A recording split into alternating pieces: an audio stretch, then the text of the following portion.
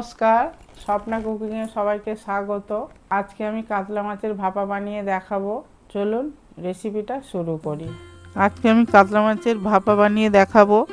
প্রথমে তো মাছ ধুয়ে পরিষ্কার করে একটা থালার মধ্যে নিয়ে নিলাম। নিয়ে হলুদ দিয়ে দিলাম, লাল লঙ্কার গুঁড়ো, লবণ আর সর্ষের তেল ভালো করে মাখিয়ে নিয়ে প্রত্যেকটা মাছের মধ্যে লাগিয়ে দিলাম এপিট এপিট করে। একটা মিক্সির জার নিলাম, 1 চামচ সাদা সর্ষে, 2 চামচ কালো সর্ষে, 2 চামচ পোস্ত, 2টো কাঁচা লঙ্কা দিয়ে জল দিয়ে ওটা ভালো করে পেস্ট বানিয়ে নিলাম।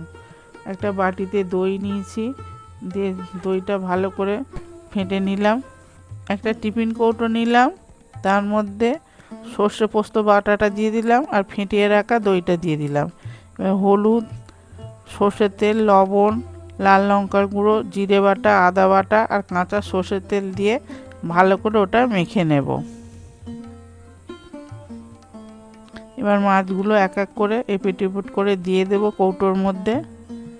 দিয়ে এবার থালা ধোয়া জলটাও দিয়ে দেব। দিয়ে ওপর থেকে টমেটো কুচোনা দিয়ে দেব, কিছু ধনেপাতা কুচোনা দিয়ে দেব আর 2টো কাঁচা লঙ্কা দিয়ে দেব। আর উপর থেকে সর্ষের তেল ঢেলে দেব।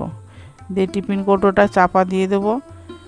ইন্ডাকশানে একটা কড়া বসে তাতে জল দিয়ে দিলাম, দিয়ে একটা স্ট্যান্ড বসিয়ে দিলাম, দিয়ে টিফিন কৌটোটা বসিয়ে দিলাম, দিয়ে একটা থালা চাপা দিলাম।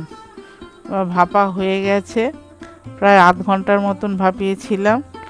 দিয়ে ঠান্ডা হয়ে যেতে এই খুলে দিলাম। দেখুন কাতলা ভাপা রেডি হয়ে গেছে।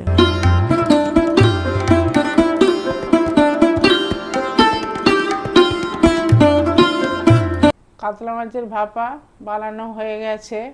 এটা খুবই সহজ রান্না, আপনারাও এইভাবে রান্না করে খাবেন।